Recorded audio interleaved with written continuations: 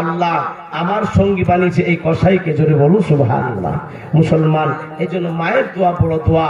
মাকে কোনো সময় দুঃখ দিবেন না, কষ্ট দিবেন না। ইসলাম, আমার মা জরুরি রয়েছে।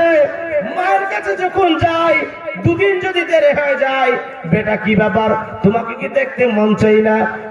মুসলমান, কত দোয়া দেয়, আল্লাহ তোমাকে দুধে ভাতে খেতে দেখ, আল্লাহ পাক তোমাকে বড় করুক। সবসময় দোয়া করে, সবসময় মা দোয়া করে। জালসা থেকে একদিন আসছি রাত্রিবেলায়, তো জালসা থেকে এসে বলছি, বেটা অন্য জায়গায় গিয়ে তোকে থাকতে দেয় না ওরা? জালসা, যেখানে জালসা করতে যাও সেখানে কি তোমাদেরকে থাকতে দেয় না? রাত 3টার দিকে বাড়ি ঢুকছে, আজকেও রাত্রে 3টার দিকে ঢুকেছি জালসা করে হরিহর পাড় থেকে এসে। তো মা যখন কথা বলছে, মা পরের জায়গা আর নিজের বাড়ি সমান হবে? জালসা করে বাড়ি আসতে বলি শান্তি নাকি নিজের বাড়ির মতো? মা কি জিনিস, দিলে তার সব সময় লক্ষ্য থাকে যে আমার সন্তানটা কিভাবে সুখে থাকবে। জোরে সুবহানাল্লাহ। মা জননী, এই মুসলমান ভাই বাবা জোয়ার, এই জন্য মাকে দুঃখ কষ্ট দেবেন না। ও মুসলমান, আপনারা শুনেছেন আল্লাহর বড় বড় আল্লাহর ওলি হয়েছে মায়ের দোয়াতে, ঠিক কিনা? হ্যাঁ, মায়ের দোয়াতে আপনার আল্লাহর ওলি হয়ে গেছেন। বেরাদার, আপনারা শুনেছেন হযরত বাইজিদ বস্তামি রহমাতুল্লাহ আলাইহির কথা শুনেছেন। যখন বাইজিদ বস্তামি রহমাতুল্লাহ আলাইহি শিশুকাল, ছোট্ট কাল, ওই সময়তে মাত্র 10টি বছর বয়স, ওই সময়তে শীতের রাত্রিতে মা জননী বলছে, বাইজিদ বেটা আমাকে একটু পানি দাও, 1 গ্লাস পানি দাও, পানি খাবো, তৃষ্ণা লেগেছে। ও মুসলমান, এবার যেন ঘরে দেখলো কলসিতে পানি নাই। কলসিতে যখন পানি নাই, বাইরে বের হলো। বাইরে বের হওয়ার পরে যেন আপনার কুয়াতে বালতি নামানো, রশি দিয়ে বালতি নামানোর পরে কলসি, আপনার বালতিতে করে পানি তোলার পরে কলসিতে পানি ঢাললো। কলসিতে করে পানি নিয়ে আসার পরে গিলাসে পানি ঢালার পরে মাকে এবার পানি পান করাবে। মা জননীর কাছে যায়, মা জননী যেন ঘুমিয়ে গেছে। পানির অপেক্ষা করতে করতে দেখতেছে মা জননী ঘুম থেকে যদি উঠে পড়ে, পানি না পেলে আবার কষ্ট পাবে। পানি নিয়ে দাঁড়িয়ে থাকলো।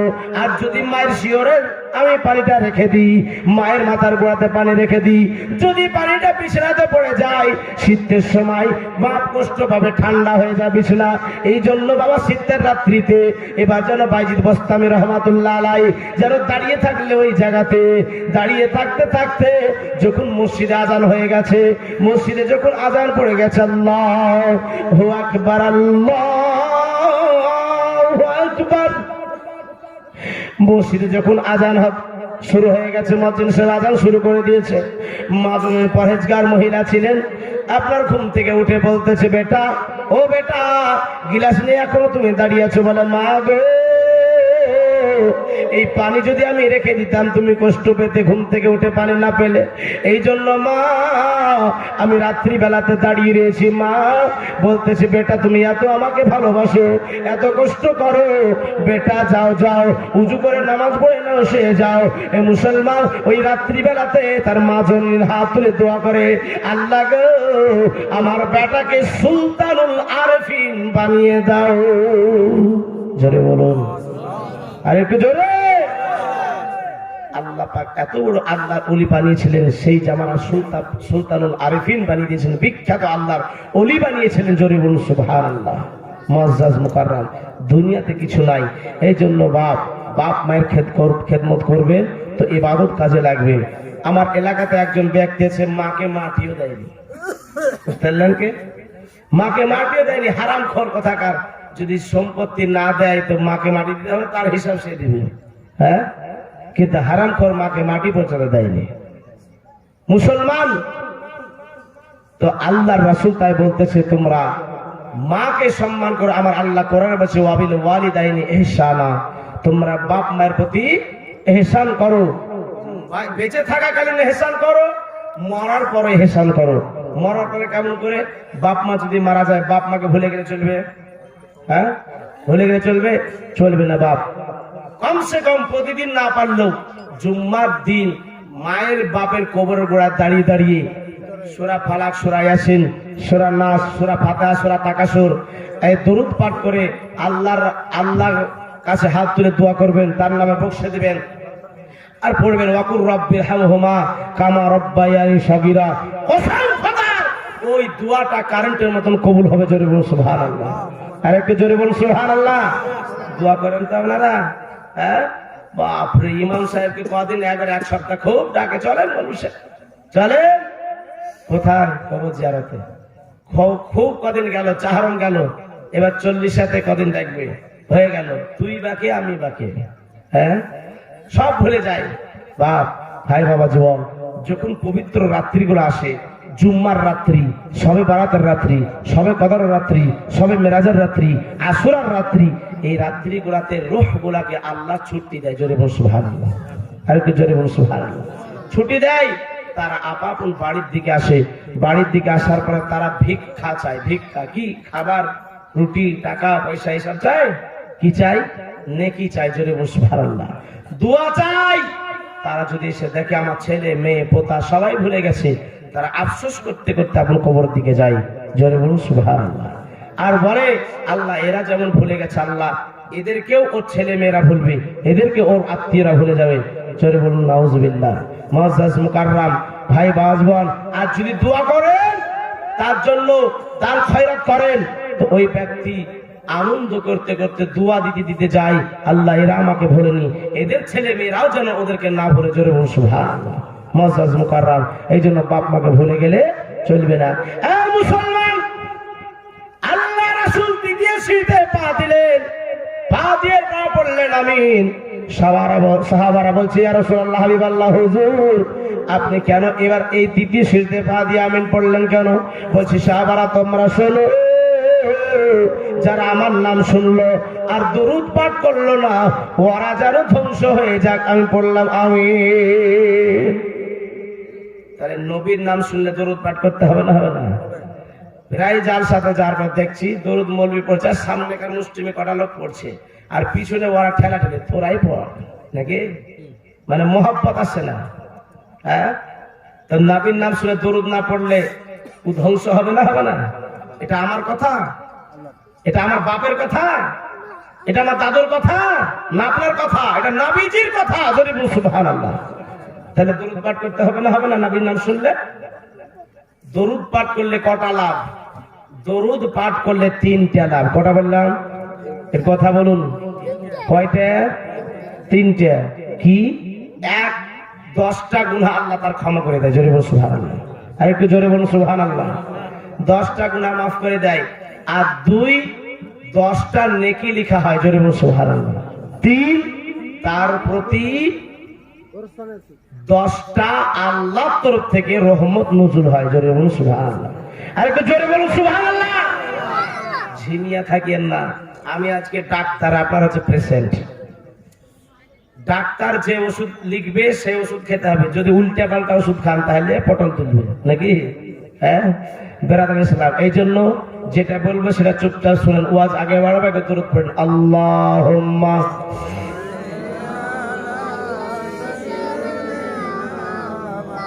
মাওলানা মুহাম্মদ ওয়ালা আলিহি মাওলানা মুহাম্মদ সাল্লি আলা মুহাম্মদ হরদম ज़बान पाक नामे मुहम्मद हरदम ज़बान से निकालो शफियाना मुहम्मद भर लागार जाएगा मदीना। जोरे बोल सुभान। ভালোবাসার জায়গা মদিনা, ভালোবাসার জায়গা মদিনা, ভালো লাগার জায়গা মদিনা। মদিনা সাজিয়েছেন দয়াল রাব্বানা, ভালো লাগার জায়গা মদিনা। এত সুন্দর জায়গা কোথাও পাবে না। জোরে বলুন সুবহানাল্লাহ। দুনিয়াতে এরকম দামি জায়গা আছে? আছে বা? নবী যে জায়গাতে শুয়ে আছেন, নবী পাক, জান্নাতের চাইতে বেশি দামি। জোরে বলুন সুবহানাল্লাহ। জান্নাতের চাইতে বেশি দামি। তাহলে এর চাইতো দুনিয়াতে কোন জায়গায় এরকম দামি জায়গা খুঁজে পাওয়া যাবে না। আমার নবী বলেছে মানজারা কাবরি ওয়াজাবাত লাহু শাফাআতিন, যে আমার রওজা জিয়ারত করলো তার জন্য শাফাত ওয়াজিব হয়ে গেল। জোরে বলুন সুবহানাল্লাহ। এইজন্য হাজিবের সাহেবেরা ভাগ্যবান। তাই কবি বলছে ভালো লাগার জায়গা মদিনা, ভালোবাসার জায়গা মদিনা, এত সুন্দর জায়গা কোথাও পাবে না, এত সুন্দর জায়গা কোথাও পাবে না, সাজিয়েছেন দয়াল রাব্বানা ভালো লাগার জায়গা মদিনা। মদিনা শরীফে নূরের খাজানা, জোরে বলুন সুবহানাল্লাহ। মদিনা শরীফে নূরের খাজানা, সে তো আশিকি ছাড়া কেউ তো বুঝে না, সে তো আশিকি ছাড়া কেউ তো বুঝে না, ভালোবাসার জায়গা মদিনা, ভালো লাগার জায়গা মদিনা, ভালোবাসার জায়গা মদিনা। একদিন তো মরে যাব, কবরে চলে যাব, ঠিক না? কে বাঁচতেছে পৃথিবীতে? বাপ সবাইকে চলে যেতে হবে, কবি বলছে তাই। একদিন তো মরে যাব, কবরে চলে যাব, সঙ্গে তোমার সঙ্গে তোমার কেহই যাবে না, কিন্তু যাবে আমার শাহে মদিনা। একটু জোরে বলতে হবে, আরে একটু জোরে হলো না, আরে একটু জোরে। সঙ্গে তোমার কেহই যাবে না, কিন্তু যাবে আমার শাহে মদিনা, ভালো লাগার জায়গা মদিনা, ভালোবাসার জায়গা মদিনা। মদিনা সাজিয়েছেন দয়াল রাব্বানা ভালোবাসার জায়গা মদিনা। এবার দরুদের কথা আসছে আর মিলাদের কথা আসছে। মিলাদ করলে কি লাভ হয়? যে বাড়িতে মিলাদ হয় ওই বাড়িতে রহমতের ফেরেশতা নজুল হয়। জোরে বলুন সুবহানাল্লাহ। ওই বাড়িতে অশান্তি থাকে না, এই জন্য আহলে সুন্নাত ওয়াল জামাত আমরা বাড়িতে মিলাদ করি না। কিন্তু ওহাবের গোষ্ঠী বলছে মিলাদ করা যাবে না, বেদাত। ও আর জন্মটাই বেদাত, আর জন্মটাই বেদাত। কেন বলছি জানেন? সেই দিন বলছে যে সব পশুর গোশত খাওয়া হালাল, ওই সব পশুর পেশাব পায়খানাও পাক, যদি গায়ে লেগে যায় নামাজ হয়ে যাবে, কোনো অসুবিধা না। খবিসের কত বড় খবিস আমরা চিন্তা করেন, এ খাওয়াই সুন্নাস। আবার কি বলছে, কিছুদিন যখন আপনার সবে বারাত আসলো, একটা ওয়াজ ভাইরাল হয়েছিল না, বলছে যে সবে বারাতের রাত্রিতে ইবাদত করার চাইতে বেশ্যাখানা যাওয়া অনেক ভালো। জোরে বলুন নাউজুবিল্লাহ। বলেছিলেন না, শুনেননি? যারা ইউটিউব চালান, কত বড় খবিস না হলে কথা বলে, খবিস, এক নম্বর খবিস। আজকে মুসলমান ইবাদতকে বলে যে ওই রাত্রিতে ইবাদত করার চাইতে বেশ্যাখানা যা ভালো, কত খবিস। এই সব আজকে মানুষ বুঝতে শিখেছে যে ওহাবি ফারাজি এরা কি কথা বলতেছে, কোন কত বড় অন্যায় কথা বলতেছে। ভাই বাবা জীবন তো এরা বলছে মিলাদ বেদাত, আর আমরা বলছি মিলাদ বেদাত লাই, উপকার, মুস্তাহাব কাজ, ভালো কাজ। জোরে বসে ভালো। তাই কই বলতেছে, যতই দরুদ পড়ি তৃপ্তি যে মিটে না। জোরে বলুন সুবহানাল্লাহ। যতই দরুদ পড়ি তৃপ্তি যে মিটে না, মিলাদেতেও শান্তি থাকে না। জোরে বলুন সুবহানাল্লাহ। মিলাদেতেও শান্তি থাকে না, ভালো লাগার জায়গা মদিনা, ভালোবাসার জায়গা মদিনা, ভালোবাসার জায়গা মদিনা। আল্লাহুম্মা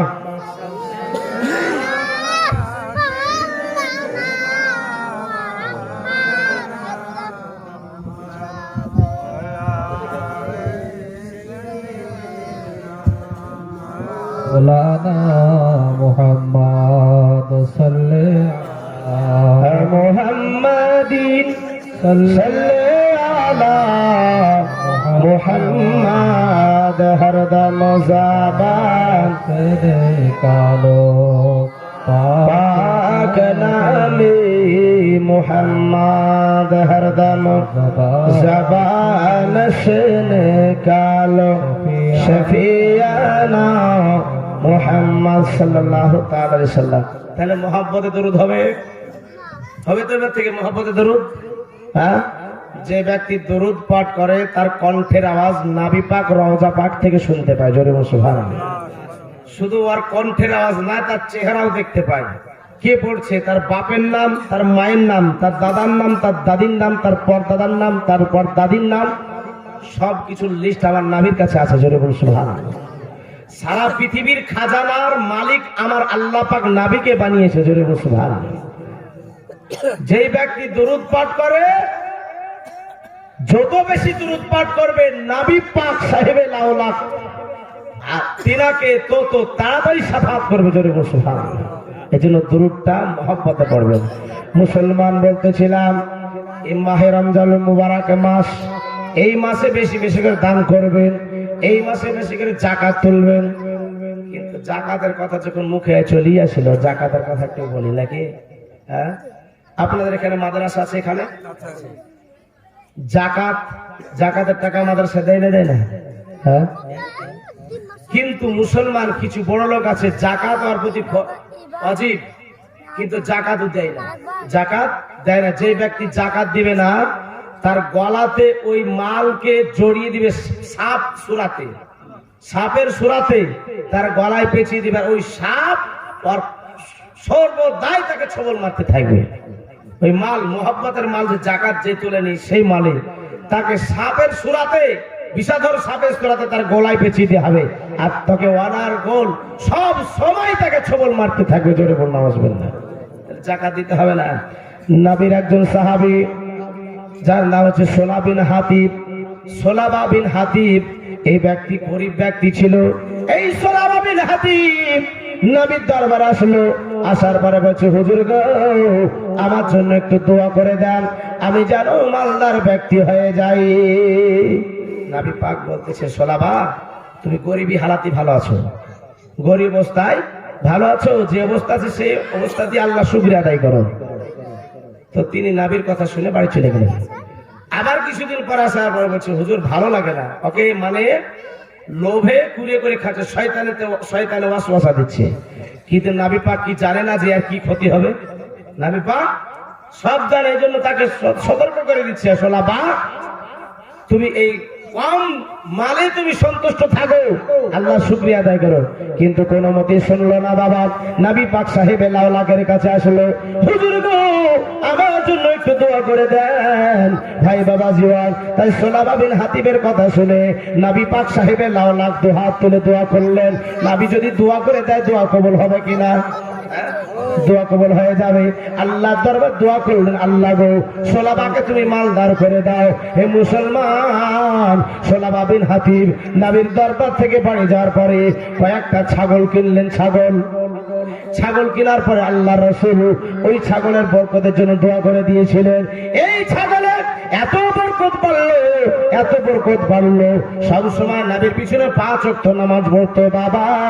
কিন্তু ছাগল এত বাড়লো যে নিজের গ্রামে ছাগল আর আটে না। যে ছাগলে বছরে 2বার বাচ্চা হয়, 2বার বাচ্চা হয়, সেই ছাগলের বাচ্চা ডবল বাচ্চা হয়। যদি 2টো হয় তো 4টে হয়। আর বছরে যদি 2বার বাচ্চা দেয়, তোমার ছাগলে 4বার বাচ্চা দেয়। জোরে বলুন সুবহানাল্লাহ। কেন? নবী দোয়া করে দিয়েছে, নবী পাক দোয়া করে দিয়েছে। নবী যেটাতে হাত দিয়ে দেয় ওই জিনিসে শুধু বরকত আর বরকত। যেই জিনিসে হাত দিয়ে দেয় সেই জিনিসে পছন্দ ধরে না। যেই জিনিসে আল্লাহ রাসূলের স্পর্শ পেয়ে যায় ওই জিনিস কোনোদিন নষ্ট হতে পারে না। কথায় কথা মনে পড়ে যায় বাবা, নবীর একজন সাহাবী জানা হচ্ছে আনাস বিন মালিক রাদিয়াল্লাহু তাআলা আনহু। তিনার বাড়িতে কিছু মেহমান এসেছে। আর 4-7 দিন যেমন মেহমান এসেছে, ওয়াজটা মনে রাখেন, কি যাকাত মনে রাখবেন। যদি ওয়াজ কেটে যায় তাহলে ভালো অন্যরকম হয়ে যাবে মুসলমান। তা আমি একটু বোঝাচ্ছি, নবী পাক সাহেবে লাউলা সাল্লাল্লাহু আলাইহি সাল্লামের হাতের ছোঁয়ার বরকত কি। তো আনাস বিন মালিক রাদিয়াল্লাহু তাআলা আনহুর বাড়িতে কিছু মেহমান এসেছে। মেহমানদারি করা হচ্ছে সুন্নাতে রাসূল। জোরে বলুন সুবহানাল্লাহ। মেহমানদারি করা হচ্ছে সুন্নাত রাসূল নবী পাকও মেহমানদারি করেছেন। নবী মুস্তাফার বাড়িতে মেহমান এসেছে, একদল মেহমান নবীর বাড়িতে। তো প্রত্যেক সাহাবীকে একটা একটা করে মেহমান ভাগ করে দিলেন। মেহমান ভাগ করে দেওয়ার পরে সাহাবারা আপন বাড়ি নিয়ে গেলেন। কিন্তু ওই ইহুদির মধ্যে একটা পেটুক ইহুদি আছে, তাকে কেউ পছন্দ করলে না, যে একে যদি নিয়ে যেতে সাবার করে দিও, সব শেষ করে দিবে। একে সবাই অপছন্দ করলো। তো নবী পাক তাকে বাড়ি নিয়ে গেলেন। বাড়ি নিয়ে যাওয়ার পরে যেন মুসলমান তাকে একটা ঘরে সুন্দর জায়গা করে দিল, একটা বিছানা বিছিয়ে দেওয়া হলো। বলতে এবার যেন খাবার পরিবেশন করা হলো। বাড়িতে যতগুলো মেম্বার আছে সবার খাবার একত্রিত করলো। বেরাদার, ওই মেহমানকে খাবার দেওয়া হলো। মেহমান খেতে খেতে বলছে, আর খাবার লাগবে নাকি? বলছে, আরো নিয়ে আসো। আর নিয়াত হচ্ছে খারাপ, মানে নবী পাকের বাড়ির সব খাবারকে শেষ করে দিব, সবাইকে উপাস রাখবো, সবাইকে ক্ষুধার্ত রাখবো। তার নিয়াত হচ্ছে এটা, মানে ইহুদি তো মুসলমান, তো তার নিয়াত যখন এরকম খারাপ হয়ে গেল, খাবার আটে না পেটে তাও খেয়ে যায়। যদি বেশি খেলে তা বদ হজমি হয়ে যাবে না? হ্যাঁ, বদ হজমি হয়। নবীর আখলাক কি ছিল, নবীর চরিত্র কি ছিল শুনুন। তো বদ হজমি হয়ে গেল, রাত্রিবেলায় বিছনা পায়খানা পেশাব করে শেষ করে দিয়েছে। তো কি করবে? সাহাবারা তো যদি ধরতে পারে তা আমাকে শেষ করে দিবে। রাতারাতি পালিয়ে গেল, রাতারাতি পালিয়ে গেল। সকালবেলা উঠে দেখছে মেহমান নাই। নবী একটু কষ্ট পেলেন, আমার মেহমান বাড়িতে নাই, কষ্ট পেয়েছে বাড়ি। এবার সকালবেলা উঠে বিছনা নেওয়ার পরে পুকুরের ধারে নিজের কুদরতি নিজের হাত মুবারাকা দ্বারাই নবী মুস্তাফা পরিষ্কার পরিচ্ছন্ন করছে। সাহাবীরা বলতেছে, হুজুর আপনি কেন পরিষ্কার করবেন? আমাদেরকে দেন, আমরা পরিষ্কার করছি। আমরা হচ্ছে আপনার গোলাম। জোরে বলুন সুবহানাল্লাহ। আমাদেরকে দেন, আমরা পরিষ্কার করছি। বলে, শোনো, এই সাহাবী নবী যেটা জানে সাহাবারা সেটা জানে। আমার নবী বলে, ইন্নী আসমাউ মা লা তাসমাউন, আমি যাহা শুনতে পাই সেটা তোমরা শুনতে পাও না। ইন্নী আরা মা লা তারাউন, আমি যাহা দেখতে পাই তোমরা তা দেখতে পাও না। সাতম জমিনের তলায় তাহাত সারা পর্যন্ত নবী আমার দেখতে পাই। সাতম আসমান ভেদ করে নবী আমার দেখতে পাই। জান্নাত জাহান্নাম সবকিছু আমার নবী পাক দেখতে পাই। নবী আমার যখন 3 দিনের বাচ্চা, জান্নাতের দারোগা এসে বলছে, আসসালাতু আসসালামু আলাইকা ইয়া রাসূলুল্লাহ, আপনি হচ্ছে জান্নাতের মালিক, এই নেন জান্নাতের চাবি। নবী আমার ডান হাত বাড়িয়ে জান্নাতের চাবি নিলেন। নবী মুস্তাফার কাছে জাহান্নামের দারোগা এসে বলছে, আসসালাতু আসসালামু আলাইকা ইয়া রাসূলুল্লাহ, আমি হচ্ছে জাহান্নামের দারোগা মালিক, এই নেন হচ্ছে জাহান্নামের চাবি, আপনি নেন। নবী মুস্তাফা বাম হাত বাড়িয়ে নিলেন, জাহান্নামের চাবি। আপনাকে জান্নাতের মালিক, আপনাকে জাহান্নামের মালিক, আপনাকে সারা কুল কায়নাতের মালিক আমার আল্লাহ বানিয়েছে। জোরে বলুন সুবহানাল্লাহ। মুআজ্জাজ মুকাররম। তাই নবী মুস্তাফা সাল্লাল্লাহু আলাইহি সাল্লাম বলছে, সাহাবীরা তোমরা দেখতে পাও না, আমি তোমরা দেখতেছো এই কাপড় বিছানা পরিষ্কার করছি না, ওই ইহুদির অন্তর পরিষ্কার করছি। জোরে বলুন সুবহানাল্লাহ। একটু জোরে বলুন সুবহানাল্লাহ। ইহুদির অন্তর পরিষ্কার করছি। বলে, তাই? বলে, হ্যাঁ। বলে, কিছুক্ষণ পরে ওই ইহুদি আসছে, দেখছে নবী আমার পরিষ্কার করতেছেন। তো কেন এসেছে? বাড়িতে একটা তালোয়ার রেখে চলে গেছিল, ভুলে তালোয়ার রেখে চলে গেছিল। তো আসার পর এক ধাপ আগায় তো 2 ধাপ পিছায়। কেন? সাহাবীরা ধরতে পারলে আমাকে আস্ত রাখবে না। এই মুসলমান এবার কি করলো? নবী মুস্তাফা দেখে নিয়েছে। দেখে নেওয়ার পর ইহুদির কাছে গেল। ইহুদি, কি ব্যাপার, তুমি কি রাত্রে খুব কষ্ট পেয়েছিলে? বলে, হুজুর দয়া করে আমাকে ক্ষমা করবেন, আপনার বাড়িতে বিছানাতে আমার পেশাব পায়খানা হয়েছিল, লজ্জায় ভয়ে আমি পালিয়ে গেছি। বলে, যদি দুঃখ পেয়ে থাকো আমাকে মাফ করে দাও। জোরে বলুন সুবহানাল্লাহ। কে বলছে? নবী পাক। আর আমরা হলে কি বলতাম? তোর কিছু বলেছি নাকি? হ্যাঁ, মুসলমান। তো বলছে, কেন এসেছো? বলছে, হুজুর তালোয়ারটা ঘরে রেখে চলে গেছিলাম। নবী আমার ঘরে ঢুকলেন, ঢোকার পরে তালোয়ারটা নিয়ে বলে, নাও তালোয়ারটা নাও। তালোয়ারটা নিয়ে নবীর আখলাক, নবীর চরিত্র দেখে নবী মুস্তাফার কদমে তালোয়ার ফেলে দিয়ে নবীর কদম ধরে বলছে, ইয়া রাসূলুল্লাহ, ইয়া হাবিবাল্লাহ, হুজুর আমি আর ইহুদি হয়ে থাকতে চাই না, আমাকে মুসলমান করে নেন। জোরে বলুন সুবহানাল্লাহ। কালমা পড়ে মুসলমান করে নেন। এই হচ্ছে আমার নবী, নবী মুস্তাফা সাল্লাল্লাহু তাআলা আলাইহি ওয়াসাল্লাম। সেই নবী মুস্তাফা যেই জিনিসে হাত দিয়ে দেয় সেই জিনিস কোনোদিন পছন্দ ধরে না। নবী মুস্তাফা সাল্লাল্লাহু আলাইহি সাল্লামের একটা যুদ্ধ নবী মুস্তাফা নিজে হাজির ছিলেন ওই যুদ্ধে বাবা। সমস্ত খাবার পানি শেষ হয়ে গেছিল। খাবার পানি যখন শেষ হয়ে গেল বাবা, নবী মুস্তাফা সাল্লাল্লাহু আলাইহি সাল্লাম আল্লাহর দরবারে দুহাত তুলে দোয়া করলেন, আল্লাহ গো, আল্লাহ আমার সাহাবীরা কষ্টে আছে, আমার সাহাবীদের জন্য খাবারের ব্যবস্থা করে দাও। দয়াল নবী দোয়া করা আর খাবার পৌঁছাতে আর দেরি হয়নি। জোরে বলুন সুবহানাল্লাহ। কি খাবার? সামুদ্রিক একটা বিশাল মাছ ভাসমান করে দিলেন। আমার দয়াল নবী সাহাবীদেরকে বলছে, সাহাবারা এই মাছের মাংস কাটো আর রান্না করো আর খাও, আর এই মাছের তেল তোমরা শরীরে মাখো। মাছের এক ধরনের তেল হয়, জোরে বলুন সুবহানাল্লাহ। এই মাছের মাংস কাটো আর রান্না করো আর তেল তোমরা মাখো। সাহাবারা 40 দিন সে মাংস খেয়েছিলেন। কতদিন? একটা মাছ কদিন থাকে আপনার বাড়িতে? পছন্দ হয়ে যাবে না? কেন পছন্দ হলো না? নবী আমার হাত দিয়েছেন এই জন্য। জোরে বলুন সুবহানাল্লাহ। নবীর হাত হচ্ছে আলাদা, আপনার হাত হচ্ছে আলাদা। তাহলে কোন ব্যক্তি, কোন জাহেল, কোন আনপড় যদি বলে নবী আমার মতো, তা আপনি শুনবেন? শোনা চলবে? তার কথা চলবে না। নবী হচ্ছে নবীর মতো, আমরা হচ্ছে আমাদের মতো। নবীকে কোন মায়ের লাল কোনদিন একটা মদ খোর বলে না যে আমার মতো। কিন্তু কিছু ওয়াহাবি মার্কা লোক আছে, হিঞ্জিরা মার্কা, এরা বলেন নবী আমার মতো। বেরাদার ইসলাম, নবী মুস্তাফা সাল্লাল্লাহু আলাইহি সাল্লাম আপনার হাত হচ্ছে আলাদা। আপনি যদি হাত বলতে যান তো কি বলবেন? শুধু হাত। কিন্তু নবীর হাত যখন বলতে যাবেন তো হাত মুবারাকা বলতে হবে। জোরে বলুন সুবহানাল্লাহ। আপনার মাথা তো মাথা, কিন্তু নবী পাকের যখন মাথা বলতে যাবেন, সার বলতে যাবেন তো সার মুবারাকা, মাথা মুবারাকা। আপনার পা তো পা, কিন্তু নবী মুস্তাফা সাল্লাল্লাহু আলাইহি সাল্লামের পা যখন বলতে যাবেন তো পা মুবারাকা বলতে হবে। নবী মুস্তাফা সাল্লাল্লাহু আলাইহি সাল্লামের প্রত্যেকটা অঙ্গে প্রত্যঙ্গের যখন বলতে যাবেন, যখন আপনি মুখ থেকে বের করতে যাবেন তো মুবারাকা লাগাতে হবে, পবিত্র লাগাতে হবে। জোরে বলুন সুবহানাল্লাহ। তো নবী মুস্তাফা সাল্লাল্লাহু আলাইহি সাল্লাম হাতের ছোঁয়া লেগে মাছে পচন ধরেনি। কতদিন খেয়েছিলেন? 40 দিন ধরে। 40 দিন ধরে ওই মাছের মাংস গেল। সাহাবাদের শরীর না খেয়ে না পান করে শরীর জীর্ণ শীর্ণ হয়েছিল, শরীর পাতলা তোবলা হয়েছিল। সাহাবারা ওই মাছের মাংস খেয়ে মাছের তেল মেখে যেন তরতাজা হয়ে গেল। সাহাবায়ে কেরামরা এবার যুদ্ধ শেষ করে পরাজিত হলো, যুদ্ধ জিতে নিল বারাদার ইসলাম। আমার নবী বলছে, সাহাবারা তোমরা শোনো, এই মাছের মাংস আপন কেটে বাড়ি নিয়ে যাও। মাছের মাংস যার যতটুকু প্রয়োজন তোমরা কেটে নিয়ে যাও। 40 দিন মাংস খেলো, আবার বলছে যার যতটুকু প্রয়োজন মাংস কেটে বাড়ি নিয়ে যাও। জোরে বলুন সুবহানাল্লাহ। মাছটা কেমন ছিল এবার আপনি শুনুন। ও মুসলমান, দয়াল নবী সাল্লাল্লাহু আলাইহি সাল্লামের সাহাবারা বলছে, ও ভাইরা তোমরা একটু দাঁড়াও, এই মাছের এক পাশের কাটা, এই কাটা ছাড়াও। কাটা ছাড়ানোর পরে বাবা ওই মুরুভির প্রান্তরে একটা গেড়ে দেওয়া হলো। এই মাছের কাটার দাড়ির দুই পাশে দুইটা কাটা থাকে না, দুই দিকে কাটা থাকে না, ওই এক পাঁচজনের কাটা ছাড়িয়ে মরুভূমির প্রান্তরে গেড়ে দিল। আর যেমনই গেড়ে দেয়, সাহাবারা বলছে কত বড়, একটু পরীক্ষা করতো। তো কি পরীক্ষা করবে? তো ওই উটের উপরে হাওদা ভর্তি মাল ভর্তি উট ওই কাটার তল দিয়ে হাঁকিয়ে দিল, তো একটু পিছও ঠেকলো না। জোরে বলুন সুবহানাল্লাহ। তাহলে মাছটা কত পড়েছিল একটু চিন্তা করেছেন? হ্যাঁ, এই মুসলমান ভাই, বলার উদ্দেশ্য হচ্ছে এটাই, নবী মুস্তাফা সাল্লাল্লাহু আলাইহি সাল্লাম যে জিনিসে হাত দিয়ে দেয় ওই জিনিসে কোনদিন পচাতে পারে না, পচতে পারে না। শুধু তাই নয় বাবা, যে জিনিসে স্পর্শ পেয়েছে ওই জিনিসে কোনদিন আগুনেও পোড়াতে পারে না। জোরে বলুন সুবহানাল্লাহ।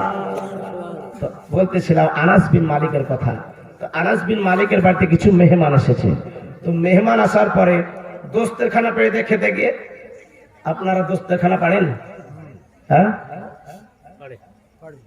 দোস্তের খান পেড়ে খাওয়া হচ্ছে সুন্নাতে রাসূল। জোরে বলুন সুবহানাল্লাহ। আজ এই বিষয় নিয়ে বৈজ্ঞানিকরা রিসার্চ করতেছে যে মুসলমানেরা কেন থাল চেটে খায়, মুসলমানেরা কেন আঙ্গুল চুষে চুষে খায়, মুসলমানেরা কেন মৃত্যুর সময় বোরের পাতা, কুলের পাতা পানিতে দিয়ে গোসল করায়। বৈজ্ঞানিকরা রিসার্চ করছে মুসলমানেরা কেন হাঁচি তুলে আলহামদুলিল্লাহ পাঠ করেন। শুনবেন কেন? হ্যাঁ, তারা হাঁচি তুলানে রিসার্চ করতে গেল, আলহামদুলিল্লাহ পাঠ কেন করে। তো রিসার্চ করে উত্তর কি পেল? বলে হাঁচি তোলার সঙ্গে সঙ্গে 100-র অধিক শরীর থেকে রোগ বের হয়ে চলে যায়। এই জন্য আল্লাহর শুকরিয়া আদায় করার জন্য আলহামদুলিল্লাহ পাঠ করে। জোরে বলুন সুবহানাল্লাহ। আর একটু জোরে বলুন সুবহানাল্লাহ। তার আলহামদুলিল্লাহ পাঠ করবেন না করবেন না? হ্যাঁ বেরাদার, এবার খেতে গিয়ে থাল কেন চেটে খায়? থাল চেটে খাওয়ার কথা বৈজ্ঞানিক রিসার্চ করতে গিয়ে দেখতেছে যে থালটা চেটে খায় তলে যেটা পড়ে থাকে, ওই চেটা খাওয়ার কারণ এটাই যে ওর ভিতরে ভিটামিন ফ্যাটটা বেশি আছে। জোরে বলুন সুবহানাল্লাহ।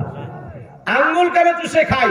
আঙ্গুল চুষে খেতে গেলে দেখবেন আপনি 1 মিনিট চুষবেন, মৌলভী আলী হোসেনের কথা আপনি পরীক্ষা করে নেবেন, আজ কালকেই পরীক্ষা করবেন। যদি না হয় তো আমাকে ফোন করে বলবেন মৌলভী সাহেব আপনি মিথ্যা কথা বলেছেন। তা আপনি আঙ্গুল চুষবেন, 1 মিনিট চুষবেন, দেখবেন মুখ দিয়ে একটা লালা বের হয়। লালা বের হয় না? আল্লাহ রাসূল বলেন ওই লালাটা হজম শক্তিকে বৃদ্ধি করে দেয়। জোরে বলুন সুবহানাল্লাহ। আর একটু জোরে বলুন সুবহানাল্লাহ। বৈজ্ঞানিকরা নবী মুস্তাফার প্রত্যেকটা কথাতে কিন্তু আছে, প্রত্যেকটা কথাতে উপকার আছে। জোরে বলুন সুবহানাল্লাহ। মুআজ্জাজ মুকাররাম, তো নবী মুস্তাফা সাল্লাল্লাহু আলাইহি সাল্লাম দোস্তের খানা কেন পারতে বলেছেন? দেখবেন খাবার খেতে গিয়ে থাল থেকে ভাত পড়ে যায় না? এই খাবারটা কেন পড়ে জানেন? এই খাবারটা তো শয়তানি ফেলে দেয়, কারণ ওই খাবারটাতে শেফা আছে, ঔষধ আছে। জোরে বলুন সুবহানাল্লাহ। ওই খাবারটাতে বরকত আছে খাবারটাতেই। এই জন্য শয়তান বরকতি খাবারটাকে ফেলে দেয়, ঔষধি খাবারটাকে ফেলে দেয়। মুসলমান তো যখন খাবারটা পরিষ্কার পরিচ্ছন্ন জায়গায় পড়বে, আপনার দোস্তের খানাতে পড়বে, ওই খাবারটাকে কুড়িয়ে খেতে আল্লাহ রাসূল বলেছেন। জোরে বলুন সুবহানাল্লাহ। আরো বিষয় আছে, একটা দানা তৈরি করতে গিয়ে আল্লাহ পাক 70টা রহমতের ফেরেশতা নিযুক্ত করে থাকে। জোরে বলুন সুবহানাল্লাহ। আর একটু জোরে বলুন সুবহানাল্লাহ। বৈজ্ঞানিকরা আজকে রিসার্চ করে প্রত্যেকটা উত্তর। এবার বলতে শুনেন, মুসলমানেরা মৃত্যুকালে কেন বোরের পাতা দেয়? তো বোরের পাতা এই জন্য দেয়, পৃথিবীর মধ্যে এইরকম ভেষজ, পৃথিবীর মধ্যে এইরকম ঔষধ খুঁজে পাওয়া যায় না, এই জন্য বোরের পাতা দেয়। বোরের পাতা গরম পানি যদি কোনো ব্যক্তি গোসল করায়, ওর শরীরের জীবাণুগুলো দূর হয়ে যায়। জোরে বলুন সুবহানাল্লাহ। জীবাণু দূর হয়ে যায়। এই কারো ব্যক্তি যদি পচড়া ঘা দেখা যায়, শরীরে চুলকানি হয়, তা আপনি 1 সপ্তাহ বোরের পাতা বেটে শরীরে লাগাবেন, দেখবেন আপনার সবকিছু দূর হয়ে গেছে। জোরে বলুন সুবহানাল্লাহ। মুআজ্জাজ মুকাররাম, তো দয়াল নবী সাল্লাল্লাহু আলাইহি সাল্লাম আনাস বিন মালিকের কথা বলতেছিলাম। আনাস বিন মালিক রাদিয়াল্লাহু তাআলা আনহুর বলতেছেন, শোনো, ওই দোস্তের খানাটা যখন পরিষ্কার, তার গোলামকে বলছে দোস্তের খানাটা নিয়ে আসো, তো বলছে হুজুর দোস্তের খানাটা তো আপনার নোংরা হয়েছে, দোস্তের খানাটা নোংরা হয়েছে, দোস্তের খানাটা ময়লা হয়েছে, তো কি করো? ওই ময়লাটা পরিষ্কার করতে হবে না, তুমি কি করো? আগুনের মধ্যে ফেলে দাও। জোরে বলুন সুবহানাল্লাহ। আচ্ছা, রুমালটা যদি আগুনে ফেলে দেওয়ার অস্তিত্ব থাকবে না? পুড়িয়ে ভস্ম করবে, পুড়িয়ে ছাই করে দিবে মুসলমান। কিন্তু আনাস বিন মালিক রাদিয়াল্লাহু তাআলা আনহুর গোলামকে বললেন, গোলাম রে, এই রুমালটা আগুনের মধ্যে ফেলে দে। যেমনই আগুনের মধ্যে ফেলে দেওয়া বাবা, আগুনে যেমনই ফেলে দেওয়া, আগুন পুড়ালো না তার রুমালকে। একবারে নিউ নতুন দোকানে কিনতে পাওয়া যায়, ওই রকম ভাবে নিউ নতুন হয়ে চলে আসলো। জোরে বলুন সুবহানাল্লাহ। একবার নতুন হয়ে চলে আসলো। বেরাদার ইসলাম, আনাস বিন মালিক রাদিয়াল্লাহু তাআলা আনহুকে জিজ্ঞাসা করছেন, কে? ওই মেহমানগুলা, যে মেহমানগুলো আনাসের বাড়িতে এসেছে, বলছে ভাইজান একটা কথা বলবো। কি কথা? কথাটা হচ্ছে আপনার বাড়িতে মেহমান আসলাম, মেহমান আসার পরে দেখলাম ওই রুমালটা আগুনে ভরে দিল। হুজুর গো, রুমালটা কেন আগুনে পোড়াতে পারলো না? এর মাজরা উদ্দেশ্য আমরা জানতে চাই। বলে শুনে নাও, জেনে নাও, এই জন্য পোড়াতে পারলো না। আমার বাড়িতে নবী মুস্তাফা একদিন মেহমান এসেছিলেন। মেহমান আসার পরে দয়াল নবী সাল্লাল্লাহু আলাইহি সাল্লামের হাতে হাত মোছার জন্য রুমালটা আমার নবীকে দিয়েছিলাম। জোরে বলুন। আপনাদের ইমাম সাহেব যদি মিলাদ করতে যায়, মিলাদ করতে যাওয়ার পরে লাস্টে খাওয়া দাওয়ার পরে গামছা দেয় না, যে মানুষের হাতটা মুছেন, প্রত্যেক বাড়িতে আমাকেও দেয়। তো নবী মুস্তাফা এই আনাসের বাড়িতে মেহমান এসেছিলেন, তাই রুমালটা হাত মুছার জন্য নবী পাককে দিয়েছিলেন। তো নবী পাককে হাত মুছতে দেওয়ার কারণে এই রুমালটাকে আগুনে পোড়াতে পারে না। জোরে বলুন সুবহানাল্লাহ।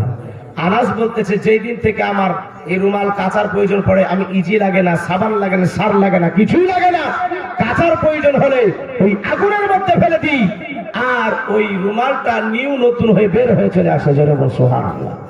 আচ্ছা বলুন, যেই নবী মুস্তাফার হাতের ছোঁয়া লেগে রুমাল পরাতে পারে না, সেই নবী মুস্তাফা যদি মায়ের পেটে থাকে, ওই বাপ মাকে কোনোদিন জাহান্নামে করতে পারে কেউ? 10 মাস 10 দিন মায়ের গর্ভে থেকে যে পুস্তকে নবীর নূর থাকে, ওই বাপ মাকে জাহান্নামে বানাতে পারে? কিন্তু ওহাবিরা বলছে নবীর আব্বা মা জাহান্নামে। জোরে বল নাউজুবিল্লাহ, একটু জোরে বল নাউজুবিল্লাহ। বেরাদার ইসলাম, ওয়াজ কোথায় রেখেছি মনে আছে? হ্যাঁ, জাকাতের। বেরাদার ইসলাম, তো নবী মুস্তাফা হাত তুলে দোয়া করে দিয়েছিলেন, ওই দোয়া আল্লাহ ফেরত দিতে পারেন? হ্যাঁ, নবী মুস্তাফা সাল্লাল্লাহু আলাইহি সাল্লাম যখন মক্কা থেকে মদিনায় হিজরত করে যাচ্ছিলেন, এর বিস্তারিত বিশাল ঘটনা, শুধু কাজ দিব। তো যেতে যেতে যেতে যেতে সঙ্গে কে ছিলেন? আবু বকর সিদ্দিক রাদিয়াল্লাহু তাআলা আনহু। আরেকটা গোলাম ছিল সঙ্গে, আরেকটা গোলাম ছিল, সেই ইহুদি গোলাম ছিল, সেই গোলামটা ইহুদি ছিল। তো উট নিয়ে চলতেছেন, তোর প্রতিমধ্যে ক্ষুধা লেগেছে। নবী মুস্তাফা সাল্লাল্লাহু আলাইহি সাল্লাম দেখছে মরুভূমির প্রান্তরে একটা দোকান দেখা যায়। তো ওই মহিলাটাকে বলছে, মা তোমার দোকানে কিছু খাবার আছে? বলে, খাবার সব শেষ হয়ে গেছে, খাবার সব শেষ হয়ে গেছে। তো মা, তোমার যে একটা ছাগল দেখতে পাই, ছাগলটা একটু দিবে, দুগ্ধ দহন করে খাবো। বলছে, কবে দুগ্ধ শুকিয়ে গেছে, বাঁট শুকিয়ে গেছে, দুগ্ধ নাই।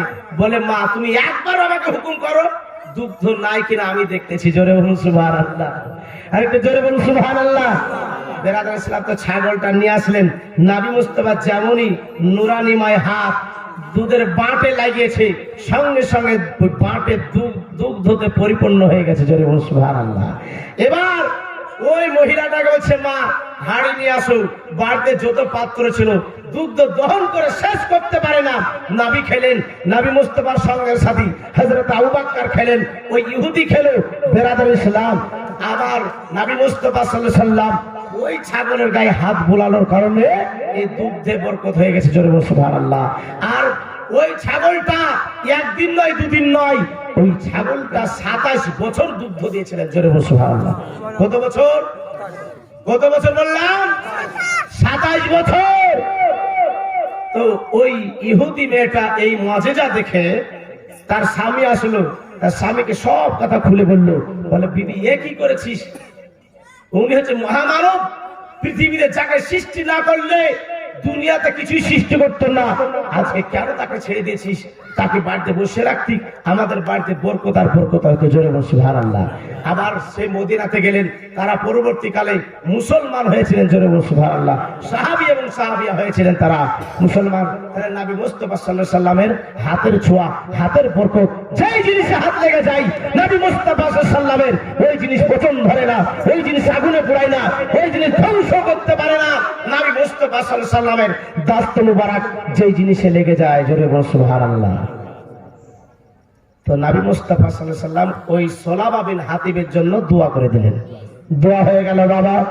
এবার ছাগলে এত বরকত হলো, এত বরকত হলো, মদিনাতে আটে না, গোটা গ্রামে আর আটে না। ওই ছাগল নিয়ে কি করলো বাবা?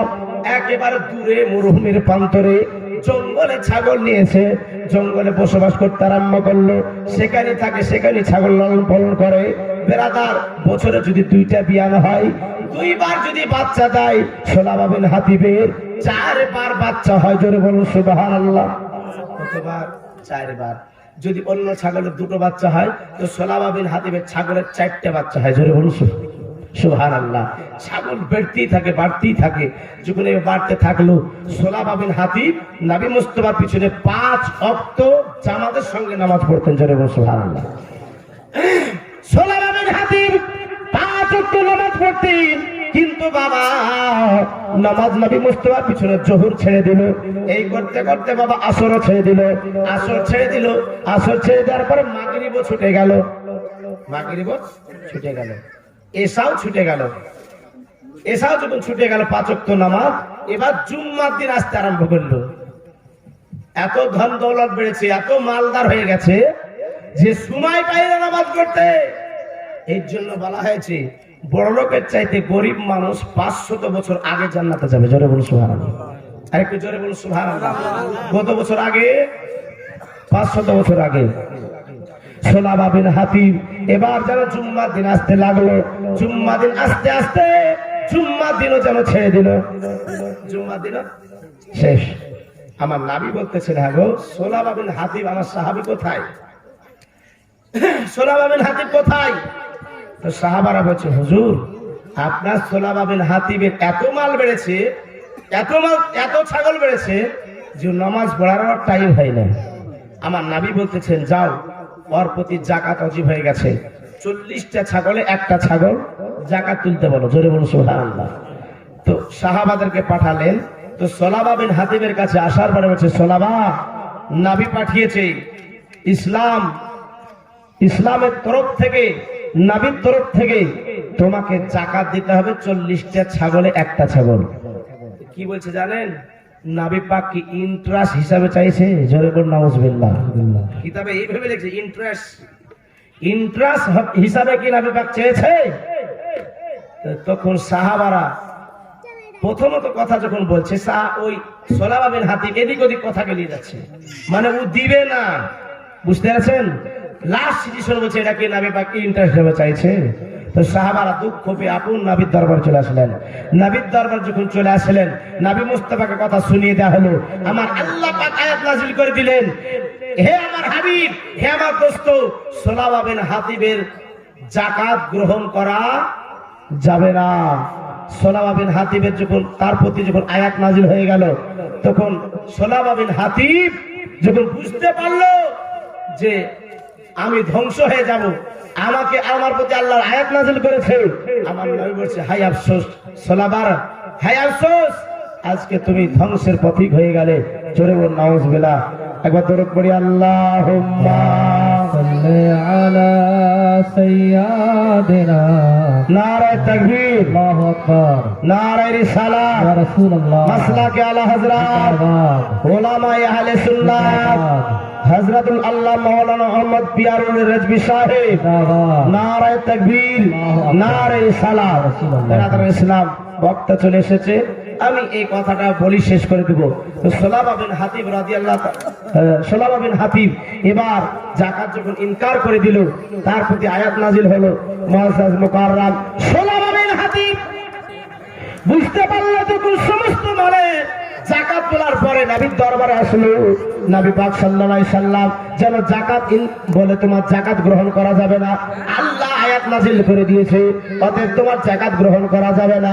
নবী মুস্তাফা ইন্তিকাল করলেন, তারপরে হযরত আবু বকর যেন তিনার জামানাতে আপনার যাকাত গ্রহণ করা হলো না, উমর ফারুক আযম তিনার জামানাতে যাকাত গ্রহণ করা হলো না। বলে যে নবী মুস্তাফা তোমার যাকাত গ্রহণ করেনি, আমিও তোমার যাকাত গ্রহণ করব না। এবার যখন উসমান গনি আসলেন, তিনিও যাকাত গ্রহণ করলো না। আজকে সোলাবা বিন হাতিব তার লাশের হদিস পর্যন্ত পাওয়া যায়নি, কোথায় মারা গিয়েছিল, কোথায় ইন্তিকাল করেছিল, তার ইতিহাস পর্যন্ত পাওয়া যায় না। মুসলমান এই জন্য যাকাত দিবেন শতকরায় 2.5 টাকা, 100 টাকায় 2.5 টাকা। মুসলমান এই যাকাত আপনাকে তুলতে হবে, আপনাদের মাদ্রাসা আছে, এই যাকাত দিবেন। মাহে রমজান মুবারক মাস, এই মাস গুরুত্বপূর্ণ মাস, আলোচনা অনেকক্ষণ হলো, বলার মাধ্যমে ভুল ভ্রান্তি ক্ষমা প্রার্থী। সবাই পড়ি আস্তাগফিরুল্লাহ রাব্বি মিন কুল্লি যামবি ওয়া আতুবু ইলাইহি, লা হাওলা ওয়ালা কুওয়াতা ইল্লা বিল্লাহিল আলিয়্যিল আযীম, লা ইলাহা ইল্লাল্লাহু মুহাম্মাদুর রাসূলুল্লাহ সাল্লাল্লাহু তাআলা আলাইহি ওয়াসাল্লাম। হায়াত বাকি তো মুলাকাত বাকি। আসসালামু আলাইকুম ওয়া রাহমাতুল্লাহি ওয়া বারাকাতুহু।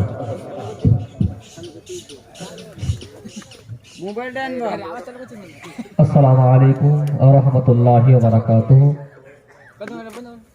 আলহামদুলিল্লাহ, দীর্ঘক্ষণ যাবত আমরা হাদিসের কোরআন আলোকে